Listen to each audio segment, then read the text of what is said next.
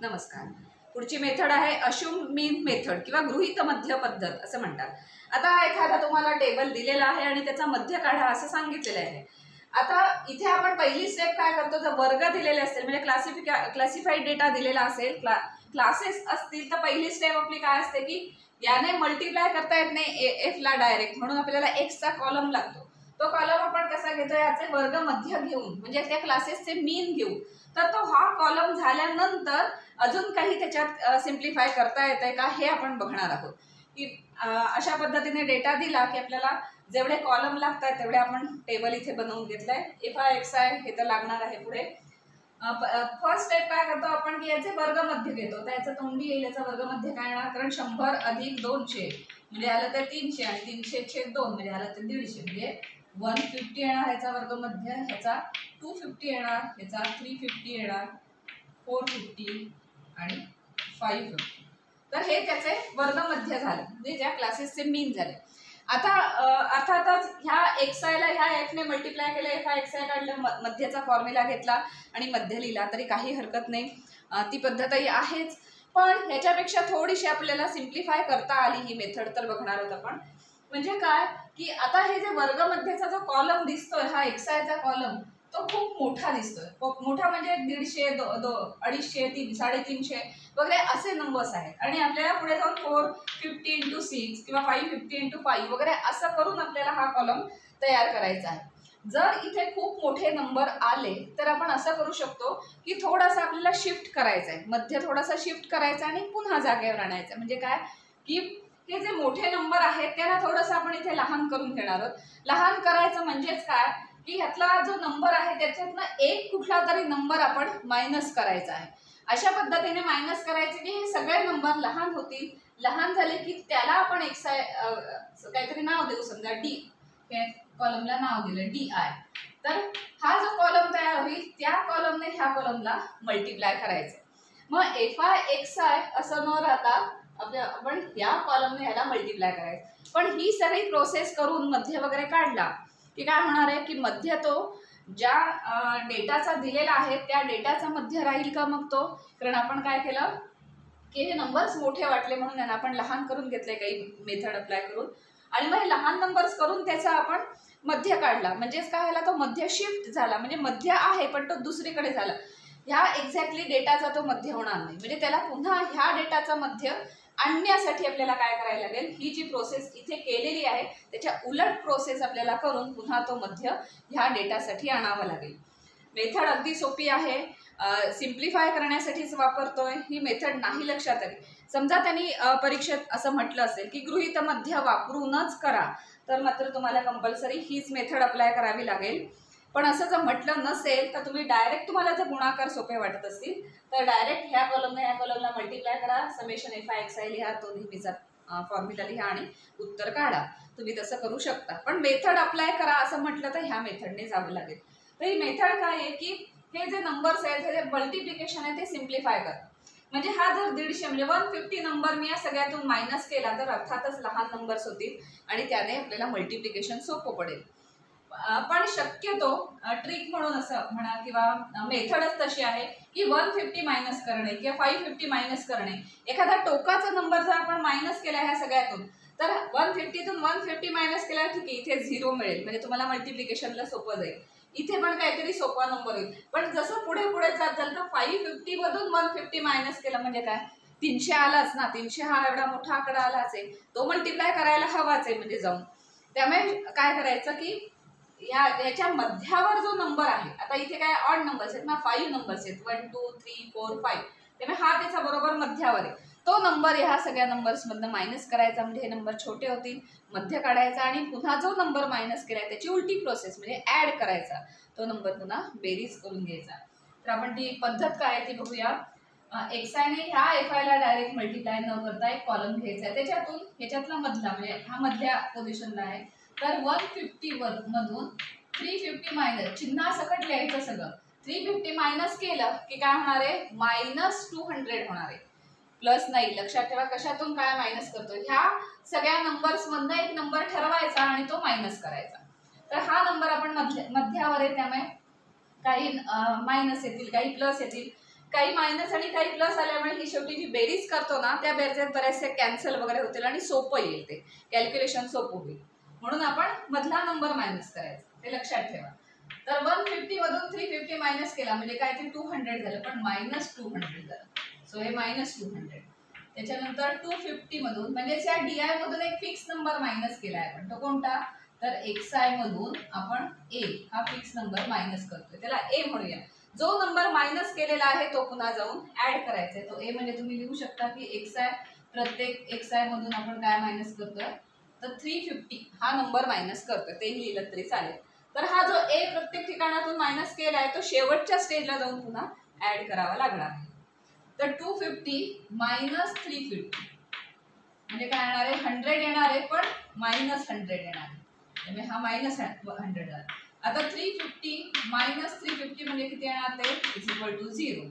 आता 450 मायनस 350 म्हणजे ते किती आलं, +100 झालं. आणि 550 मायनस 350 म्हणजे आलं ते +200. म्हणजे इथे प्लस प्लस इथे मायनस, त्या मल्टिप्लिकेशन मध्ये काही ठिकाणी मायनस काही ठिकाणी प्लस येईल, मग त्या ऍडिशन मध्ये ऍडिशन खूप कमी होईल, कारण प्लस मायनस ते तिकडे निघून जाते. आता डायरेक्ट ह्याला मल्टिप्लाय करायला हवं होतं खरं तर, पण त्याच्याऐवजी आपण एक सोपं करण्यासाठी एक नंबर कमी केलाय, मायनस केलाय, त्यामुळे थोडासा मध्ये हल्ला आहे आपला, म्हणजे शिफ्ट झालेला आहे. तो शिफ्ट झालेला जो मध्ये आहे तो पुन्हा जागेवर आणायचा आहे, पण तो अगदी शेवटच्या स्टेजला आपण ती प्रोसेस करणार आहोत. तर ही मेथड मध्ये पहिली स्टेप आपण केली वर्गमध्य काढण्याची. पुढे काय करायचं, असा DI तयार करायचा की ज्याच्यातून हे असे नंबर्स मिळतील, एक नंबर मायनस करून. आता मल्टिप्लाय काय करायचं, FI इंटू DI हे मल्टिप्लाय करायचं. FI इंटू DI म्हणजे आता हे 200 इंटू 3 पण येणार मायनस, म्हणजे -3 असं म्हणजे आपण -200 इंटू 3 म्हणजे FI XI किती झालं, FI DI आहे आता हे 600, पण आलं -600 इज इक्वल टू हे -100 लिहूया आता सगळं पाहिजे, -100 इंटू 1 म्हणजे आलं ते -100. आता 0 इंटू 5 एक 0 येणारच आहे, कारण एक कुठला तरी नंबर आपण सगळ्यातून मायनस करणार आहोत, त्यामुळे एक इथली व्हॅल्यू 0 येणार आहे, 0. त्याच्यानंतर 100 इंटू 6 आता हे प्लस आहे, 100 इंटू 6 म्हणजे किती आलं ते 600. आणि हे 200 इंटू 5 200 इंटू 5 म्हणजे झालं ते 1000. आता ही बेरीज आणि वजाबाकी करताना सोपं झालं, कारण काय झालं, काही मायनस आले आणि काही प्लस आले. आता आपण इथे नीट वेगळं आडूया, तर निघा समेशन एफ म्हणजे एन ची बेरीज इथे लिहू शकतो आपण, 3 आणि 1 4 आणि 5 9 6 15 आणि 5 20. तर टोटल नंबर ऑफ एलिमेंट्स म्हणजे टोटल संख्या किती आहे, तर 20 आहे, तो एन आपल्याला मिळाला. आता समेशन FI DI किती येते ते बघूया आपण. समेशन FI DI बरोबर -600 -100 प्लस 0 चे इथला 0 येतो, घ्यायची गरज नाही, +600 हे +600 प्लस 1000. आता बेरीज आणखी सोपी झाली, -600 प्लस 600 तर गेले निघून, -100 आणि प्लस 1000 म्हणजे किती आलं ते 900. म्हणजे समेशन FI DI किती मिळालं आपल्याला 900. आणि एन किती होतं, समेशन एफ किंवा त्याला आपण एन म्हणतो ते आहे 20. म्हणजे सुरुवातीला आपण ह्याच्या थ्रू आपण मीन काढून घेणार, पण तो मीन एक्झॅक्टली खरा नसणार आहे. खरा का नसणार आहे, कारण हा शिफ्ट केलेला मीन आहे, थोडासा बाजूला झालेला मीन आहे, कारण हा ए आपण 350 सगळ्यातून मायनस केला होता, तो पुन्हा जागेवर आणण्यासाठी जी ही इथे प्रोसेस केली त्याच्या उलट प्रोसेस करायची, म्हणजे तो ए प्लस केला की आपल्याला फायनल आणि खरा मीन कोणता आहे तो कळेल. आता आपण शिफ्ट झालेला मीन करतोय, कारण हे सोपं व्हावं कॅल्क्युलेशन म्हणून ही सगळी प्रोसेस केली. आता summation FI DI upon F हा याला आपण काहीतरी वेगळं नोटेशन देऊ. समजा मीन किंवा मध्यला शक्यतो एक्स बार, स्मॉल एक्स बार असं नोटेशन असतं, तर ते स्मॉल एक्स बार हा मीन म्हणून आपण काढला तर तो किती येणार, किंवा डी घेतलाय ना इथे, DI समेशन FI DI असं घेतलंय, त्यामुळे आपण डी बार असं म्हणू. 9वीत तुम्हाला सांगितलं की वरती बार देतात, जेव्हा मीन आपण लिहितो एक्सचा मीन असेल एक्स बार, वायचा मीन लिहायचं वाय बार, अशा पद्धतीने त्याचं नोटेशन आहे. तर इथे डी वापरलाय आपण, तर डी बार म्हणून जो काही मीन येईल तो काढूया आपण. तर डी बार म्हणजे काय येणार, summation FI DI upon N म्हणजे झालं ते 900/20 म्हणजे किती आलं ते 0 गेले म्हणजे 45. आता तुम्हाला लक्षात येईल की जो डी बार काढलाय तो 45. मीन म्हणजे काय की मधली संख्या असते. ज्या सगळ्या संख्या डेटा दिलेला असतो त्याच्या बरोबर मध्ये येणारी संख्या किंवा येणारी तिथे त्या डेटामध्ये असेलच असं नाही, पण बरोबर मध्यावरचा जो पॉइंट आहे त्याला आपण मीन म्हणतो. तर मध्य हा इथे आलाय 45 आणि संख्या काय आहेत 100 ते 200 मधल्या आहेत, 200 ते 300, 300 ते 400. संख्या सुरूच होत आहेत 100 पासून 600 पर्यंत आणि त्याचा मीन मात्र 45 आला. हे काहीतरी वेगळं वाटतंय ना. असं होऊ शकतं का की संख्या सुरूच 100 पासून होत आहेत आणि मागचाच कुठला तरी नंबर त्याचा मीन आलाय, मध्य आलाय. हे का चुकलं आपलं किंवा हे का चुकीचं आलं? हा खरा मीन नाहीये. हा चुकीचा का आला? कारण हा जो एक्सआय कॉलम तयार झाला होता तो डायरेक्ट इथे आपण न वापरता कॅल्क्युलेशन सोपं जावं म्हणून एक नंबर फिक्स नंबर ह्याच्यातून मायनस करून आपण हे नंबर लहान करून घेतले. अशा पद्धतीने करून घेतले की हे मायनस हे प्लस असं आलं. समेशन करायला आपल्याला सोपं गेलं. समेशन करायला सोपं गेलं म्हणून हा मीन थोडासा शिफ्ट झाला किंवा वेगळा आला. म्हणजे हा खरा मीन नाहीये, पण हे कॅल्क्युलेशन सोपं व्हावं म्हणून अशा पद्धतीने आपण घेतलंय. आता आपण त्याचा रिअल मीन काढणार आहोत. त्यासाठी काय करायचंय की इथे जी आपण एक्स्ट्रा काही स्टेप जी केलेली आहे सोपं होण्यासाठी त्याच्या उलट प्रोसेस करायची. मायनस काय केलं होतं 350 केलं होतं. आता पुढे जाऊन प्लस 350 केलं की एक्झॅक्ट खरा मीन काय येतो इथे कळेल. त्यामुळे डी बार हा काही मीन नाही. एक्स बार मध्य मीन मध्य बरोबर एक्स बार बरोबर काय असणार आहे. हा जो डी बार म्हणून काय जो मीन आलेला आहे आत्ता सध्या आलेला जो मीन आहे त्याच्यात आपण काय करणार हा जो वजा केलेला नंबर होता तो जाऊन प्लस करायचा.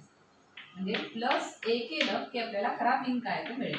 म्हणजे 45 प्लस 350 म्हणजे आलं ते 5 5 4 9 आणि 3 म्हणजे फायनल मध्य काय आला. मध्य बरोबर 395 आणि हा त्याचा खरा मीन आहे. सोपी आहे मेथड. म्हणजे तुम्ही डायरेक्ट हे नंबर ह्याला मल्टिप्लाय करून FI केलं असतं आणि मग एक्स बार बरोबर समेशन FI केलं असतं तर कोणतं आलं असतं 395 हेच उत्तर आलं असतं. फक्त काय झालं की इथे नंबर्स खूप मोठे आहेत, ह्यांचं आणि यांचं मल्टिप्लिकेशन खूप मोठं आलं असतं. पुढे जाऊन सगळ्यांची ॲडिशन पण करायची असते. ह्या सगळ्यात खूप मोठे नंबर्स येतात कॅल्क्युलेशनमध्ये. ते अवॉइड करण्यासाठी आपण काय केलं ही एक स्टेप घेतली आहे. त्यामुळे काही मायनस काही प्लस आल्यामुळे बेरीज पण सोपी होऊन जाते, छोटी होऊन जाते आणि त्यामुळे कमीत कमी कॅल्क्युलेशनमध्ये आपल्याला मीन मिळतो. हा मीन खरा नसतो. नाही तर काय होईल ते सगळी प्रोसेस तर केली आणि ह्या डी बारला मीन म्हणून टाकलं तर सगळं चुकेल. म्हणजे उत्तर चुकेल. तो त्याचा मीन नसणार आहे. कारण आपण लक्षात घ्या आपण एक एक्स्ट्रा स्टेप केलेली आहे जी उगाच केली आपल्याला सोपं जावं कॅल्क्युलेशन म्हणून केलेली आहे. तर ती जी केली आहे ती उलट आपल्याला इथे करावी लागणार आहे. आलेल्या मीनमध्ये जो वजा केलेला नंबर आहे तो आठवणीने इथे ॲड करा आणि मग जो तयार होईल तो काय असणार आहे तुमचा मीन असणार आहे, मध्य असणार आहे. त्याला म्हणतात गृहीत मध्य पद्धत किंवा अश्युम मीन मेथड. सोपी मेथड आहे. याची 2-4 एक्झाम्पल जरी सोडवली तरी तुम्हाला लक्षात राहील.